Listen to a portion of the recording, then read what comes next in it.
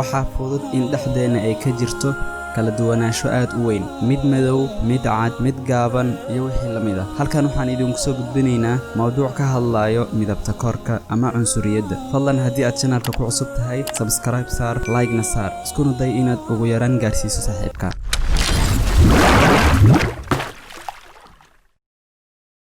midabta koorka ama cunsuriyadda sida qof walba u yaqaano waa in qof lagu xaqiro jirkiisa qaabku uu egyahay, qabiilka uu ka soo jeedo iyo heerkiisa dhaqaale. waxaa xaqiiq ah in xaqiraadda qof midabkiisa iyo nasabkiisa lagu xaqiro ay ka hartay dhaqamadii jaahiliga.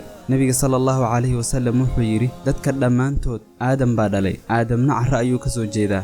qof kale nasab kaga fadli badan ma jiro, laakiin waxa lagu kala fadli badan yahay cabsida Alle. islaamku wuxuu la dagaalamay dhammaan noocyada takoorka iyo cunsuriyadda. Allah subhanahu wa ta'ala quraankiisa wuxuu ku leeyahay يا أيها الناس إنا خلقناكم من ذكر وأنثى وجعلناكم شعوبا وقبائل لتعارفوا إن أكرمكم عند الله أتقاكم إن الله عليم خبير.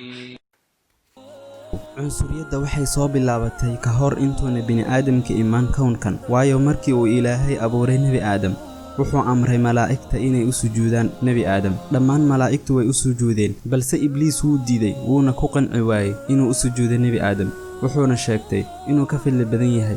markuu shaydaan sheeganayay in dabka laga abuuray isaga uu ka fadli badan yahay carrada laga abuuray Nabi Aadam, yaa u sheegay arrintaas kaliya waa wuxuu iska dhaadhiciyay. haddaba dadka sheeganaya inay dadka kale ka fadli badan yihiin, soo shaydaan wadadiisii mayna raacan? yaa kugu yiri qof cad ayaa ka fiican qof madow? diinta islaamka waxay la timid xalinta dhammaan mushkiladaha bani'aadamka, waxayna tirtirtay wax kastoo keeni kara cunsuriyadda. bal fiiri safafka salaadaha, waxaad ku arkaysaa sinaan buuxdo. sababta ugu badan ee dhaliso midabta koorka waa inuu qofku ku faano nasabkiisa, hoosna u dhigo nasabka kuwa kale. cilmi baaris laga sameeyey waddanka Sacuudiga ayaa sheegaysa in 70% dadkii laga qaaday cilmi baaristaas ay sheegeen in la takooro. markii la weydiiyey wax lagu takoorana waxay ku jawaabeen in qabiilkooda lagu takooro. xisaabta ku darso, Soomaalidana kama liidatee. arrinta labaad ee keenta midabta koorka waa dhaqaalaha iyo aqoonta. dadka dhaqaalaha leh waxay takooraan kuwa fuqarada ah, dadka aqoonta lehna waxay liidaan kuwa jaahiliinta ah ee aan aqoonta lahayn.